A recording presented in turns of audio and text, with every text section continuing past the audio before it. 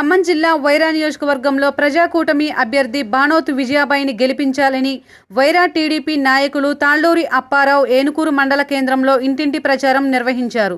ఈ సందర్భంగా ఆయన మాట్లాడుతూ ప్రజలందరూ ప్రజాకూటమి అభ్యర్థి ఎన్నికల గుర్తైన కంకి కొడవలి గుర్తుపై తమ అమూల్యమైన ఓటు వేసి అఖండ మెజార్టీ గెలిపించాలని కోరారు. కూటమి అభ్యర్థిని ఎమ్మెల్యేగా గెలిపిస్తే వైరా నియోజకవర్గాన్ని అన్ని రంగాల్లో అభివృద్ధి చేస్తానని, పోడు రైతుల సమస్యలపై కృషి చేస్తానని, మారుమూల గ్రామాలు మరియు గిరిజన తాండాల్లో రోడ్ల నిర్మాణం, డబుల్ బెడ్రూమ్ ఇళ్లు, మంచినీటి సమస్యలు, రైతులకు గిట్టుబాటు ధరలు, వృద్ధాప్య, వితంతు, అంగవైకల్యం కలిగిన వారికి సకాలంలో పెన్షన్లు అందేలా కృషి చేస్తామని తెలిపారు. ఈ 4.5 సంవత్సర కాలంలో కేసీఆర్ ప్రభుత్వం రాష్ట్రంలోని అన్ని విధాలుగా నాశనం చేశారని, ప్రజాకూటమిని గెలిపిస్తే రాష్ట్రంలో అన్ని విధాలుగా అభివృద్ధి పథంలో నడిపిస్తామని హామీ ఇచ్చారు.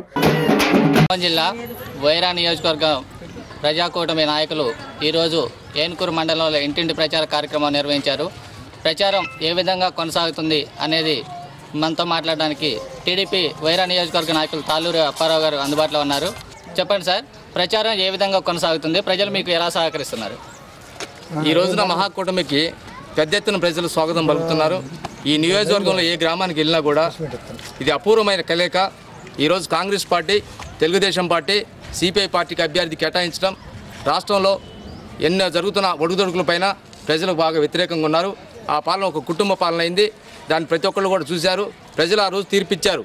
ఎందుకంటే నువ్వు అధికారంలో టీఆర్ఎస్ వచ్చింది, ప్రజా తీర్పు మేరకు అందరూ కూడా సంతోషించాం. వాళ్ళు చేసిన సర్వేలలో కానీ, వాళ్ళు చేసిన మేనిఫెస్టోలో కానీ ఏది కూడా ప్రతిపాదనలకు రాలే. కాబట్టి ఈ రోజున ఈ ప్రభుత్వం కుటుంబ పాలన అయింది. ఎంతోమంది నిరుద్యోగులకు ఉద్యోగాలు ఇస్తున్న ఈ ప్రభుత్వం వాళ్ళని కుంటుపడేసింది. అదేవిధంగా రైతాంగంలో వ్యతిరేకత ఉంది. సాగునీరు అన్నారు, తాగునీరు అన్నారు, విధులు అన్నారు, నిధులు అన్నారు, ఎన్నో కళ్ళబుల్లి మాటలు చెప్పారు. ప్రజలంతా విసిగిపోయి ఉన్నారు. ఈరోజు పెద్ద ఎత్తున పెద్దపీఠం వేస్తుంది. రేపు రానున్న కాలంలో కాంగ్రెస్ అధికారంలో రాకపోతుంది. ఎందుకంటే ఎంతమంది పేద ప్రజలందరూ కూడా ఈ పార్టీ ప్రజాకూటమికి అండగా ఉన్నారు. ఖచ్చితంగా అధికారంలోకి వచ్చి తీరుతాం. వైరా నియోజకవర్గానికి ప్రజాకూటమి కాదని చెప్పేసి స్వతంత్ర అభ్యర్థికి కూడా పోటీ చేస్తున్నారు. స్వతంత్ర అభ్యర్థి వల్ల ప్రజాకూటమికి ఏమన్నా ఎదురు దెబ్బ తగిలే అవకాశం ఉందంటారా? ఇవాళ స్వార్థాల కోసం పోయే నాయకత్వాన్ని ప్రజలు ఎప్పుడు కూడా మభ్యపెట్టే వదిలిపెడుతున్నారు. కాబట్టి ఏంటంటే ఇవాళ ప్రజలందరూ విరక్తున్నారు. ఎంతో ఆశతోని, ఎంతో ఆర్థికంగా ఉన్న మన రాష్ట్రాన్ని ఈరోజు కుంటుపరిచే పరిస్థితి కేసీఆర్ ప్రభుత్వం చేస్తుంది. కాబట్టి ప్రజలు కూడా కాంగ్రెస్ పార్టీకి పట్టం కట్టాలనే ఉద్దేశంతో ప్రజాకూటమికే కాంగ్రెస్ మద్దతు ఇస్తుంది.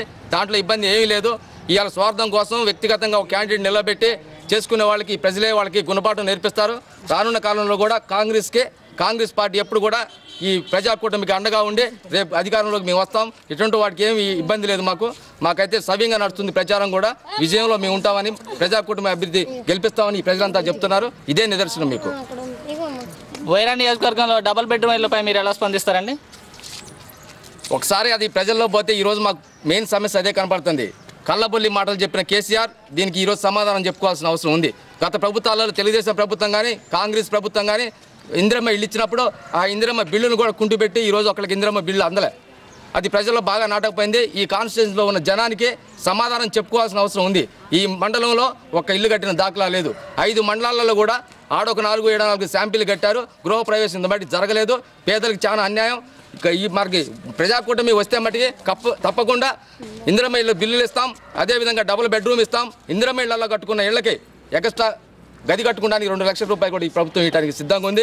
పేద ప్రజలకు ఎప్పుడు కూడా అండగా ఉండేది Congress party, Telugu Desam party, CPI party.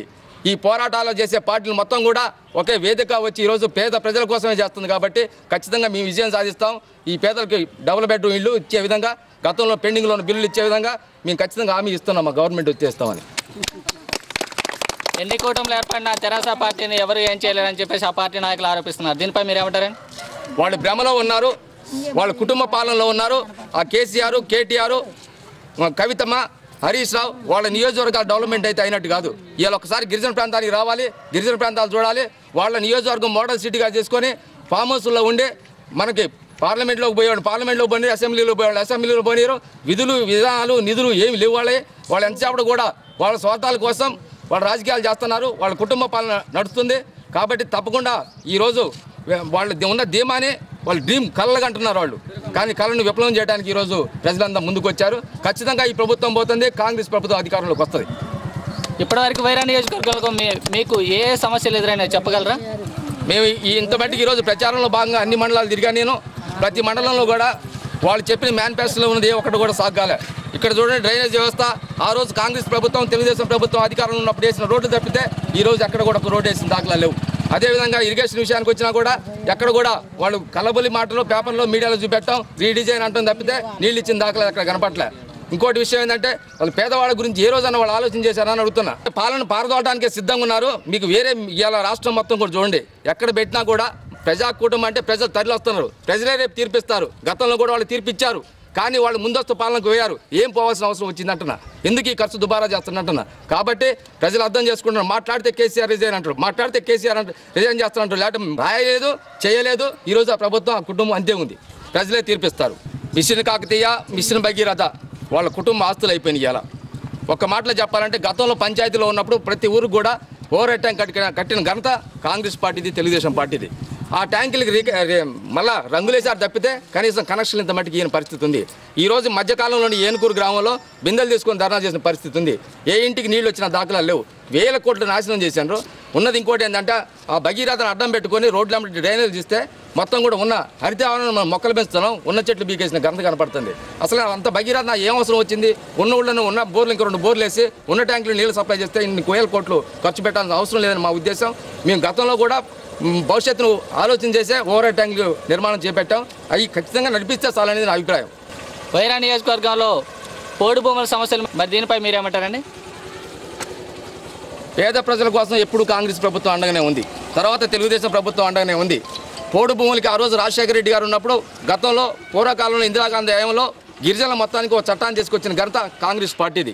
తర్వాత రాజశేఖర రెడ్డి గారి హయాంలో పోడు భూములు చేసుకున్న ప్రతి రైతుకు కూడా పట్టాలు ఇవ్వడం జరిగింది. అది విస్మరించి ఈరోజు ఈ గవర్నమెంట్ బంగారు తెలంగాణ రైతులను బంగారు పంటలు పండిస్తారు ముందుకు తీసుకుపోతున్నాను చెప్పిన అతను ఈరోజు హరితహారం పేరుతోనే ఊళ్ళల్లో మొక్కలేయచ్చు కదా, డ్రైనేజీల వ్యవస్థ కాదు మనం ఖర్చు చేసుకుని అక్కడ నీళ్లు ఉంటాయి కదా.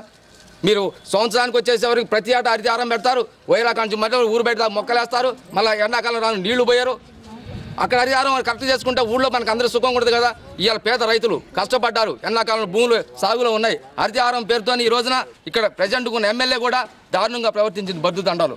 మేము ఒకటే చెప్తున్నాం, మాకు ప్రజాకూటమి అధికారంలోకి వస్తే తప్పకుండా గిరిజనులకే పట్టాలు ఇస్తాం, వాళ్ళ భూములు వాళ్ళు హ్యాండ్ ఓవర్ చేస్తామని కూడా మేము చెప్తున్నాం. ప్రజాకూటమి వస్తే మీరు ఇవ్వబోయే మేనిఫెస్టోలు ఎందుకు చెప్పగలరా?